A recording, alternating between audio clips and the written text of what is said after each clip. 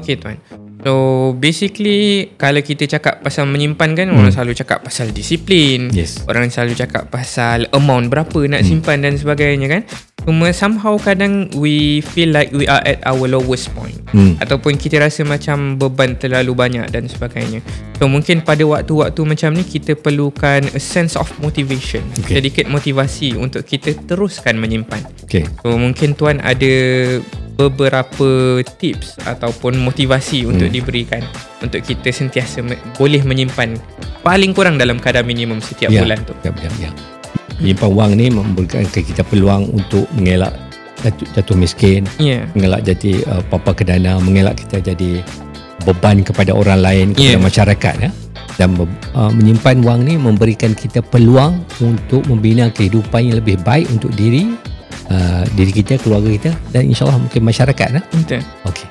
Dan menyimpan juga memberikan kita peluang untuk membina kekayaan di masa hadapan. So, semuanya bermula dengan menyimpan. But at the end of the day, yang ni penting saya nak cakap. Sebenarnya kehidupan ni Allah bagi kita peluang untuk hidup di dunia ni. Our life di tangan kita. Kita yang our decision. Kesihatan kita bukan orang lain ni in charge. Kesihatan kita, diri kita sendiri. Apa yang kita pilih untuk makan dan sebagainya. There is no Superman yang akan datang tolong kita dalam kesihatan. Sama juga dengan wang kita, mata wang kita, our personal finance. There is no Superman coming to save us. Kita perlu menjadi Superman kita sendiri.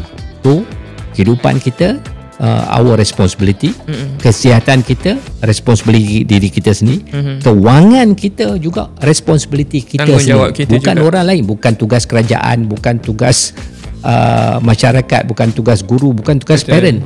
Tugas it is our responsibility. Our responsibility. Kalau kita tak buat, tak ada siapa orang lain yang akan buat. Betul. Sebab in the end somehow mungkin orang selalu bertanya apa bantuan yang kerajaan boleh bagi dekat kita, ataupun aku masuk pertandingan ni bila aku boleh menang. Mungkin kalau menang aku dapat duit lebih contohnya.